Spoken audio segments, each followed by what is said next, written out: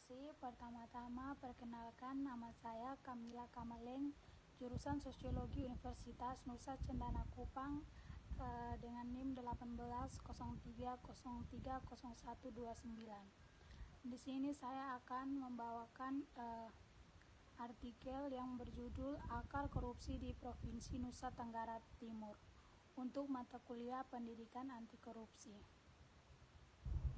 Mari kita lihat. Korupsi memang terjadi dan dilakukan oleh aparat pemerintah di tempat lain, namun di Nusa Tenggara Timur pelakunya lebih nekat, vulgar, atau main babat saja.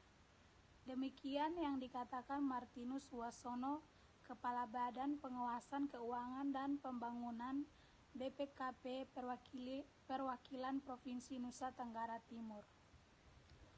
Dalam kesempatan yang sama, Martinus mengatakan bahwa tidak ada lagi perasaan malu mencuri uang negara dan menikmati fasilitas kedinasan untuk urusan keluarga dan kepentingan pribadi. Sikap pelaku korupsi yang nekat dan vulgar ini seperti sudah membudaya di Nusa Tenggara Timur. Celakanya, pelaku korupsi tersebut sering bebas dari jeratan hukum meski hasil audit internal menunjukkan adanya kerugian pada keuangan negara. Menurut Martinus, selama 4 tahun bertugas di Nusa Tenggara Timur, kasus korupsi relatif lebih banyak cenderung meningkat dibandingkan periode sebelumnya. Untuk 2003, tercatat 30 objek pemeriksaan yang diminta tim penyidik untuk diperiksa. Contoh kasusnya adalah kasus rumpon di Belu dengan besar nilai 43 miliar rupiah, rumpon di Kupang sebesar 3,8 miliar, kasus Rumah Sakit Umum Kupang sebesar 5,3 miliar, serta proyek sarana kesehatan sebesar 15 miliar. Catatan Kompas juga menunjukkan adanya kasus lain seperti kasus Dinas Pendidikan dan Kebudayaan NTT sebesar 20 miliar dan Gakin dari tahun 2001 sampai 2003 sebesar 7,4 miliar dan dugaan kasus korupsi dana sejumlah proyek di SOE sebesar 37 miliar. Masih ada kasus yang cukup besar namun belum diaudit oleh BPKP. Kasus itu adalah dana bantuan Jepang sebesar 53 miliar untuk pengungsi ex-Timor Timur, meskipun Gubernur NTT Piet Atalo pada saat memberikan pembekalan kepada anggota DPRD NTT 17 Oktober 2003 mengatakan telah meminta BPKP untuk mengauditnya. Hal ini ternyata tidak dibantah oleh Martinus yang mengatakan bahwa permintaan audit terhadap pemakaian dana sebesar 53 miliar tersebut belum pernah ada.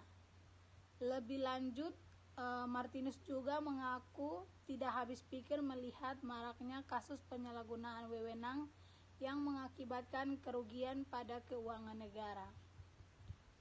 Banyak tindakan yang memenuhi unsur tindak pidana korupsi, tetapi dalam kenyataan sehari-hari tampak berjalan biasa-biasa saja.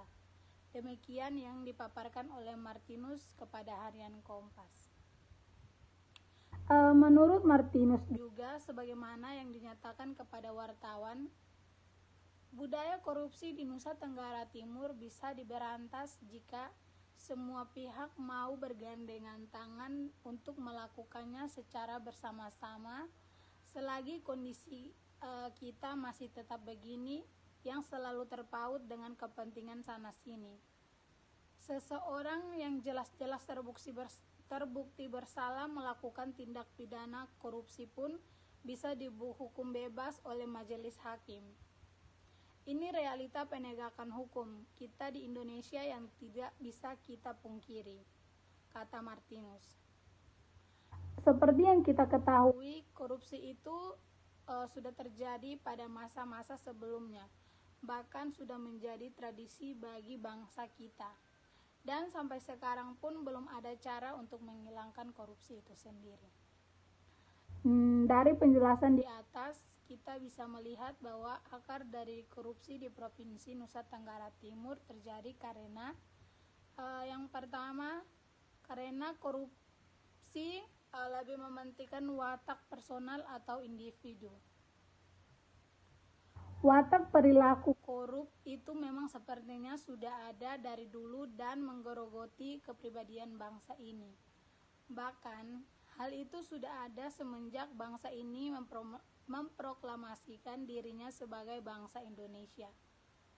Coba kita lihat hal itu dari berbagai sejarah perjalanan bangsa Indonesia, di mana sejak zaman kerajaan dulu selalu banyak terjadi peperangan antara kerajaan atau antar sesama calon pewaris tata kerajaan yang termotivasi oleh keinginan memperkaya diri karena keinginan ingin memperluas kekuasaan kerajaan, atau juga bisa dimotivasi karena perebutan perebutan wanita. Nah, keinginan untuk memperkaya diri itulah yang kemudian menimbulkan perilaku-perilaku korup, seperti merebut harta atau barang yang dimiliki oleh orang lain, atau menenggelamkan hak-haknya.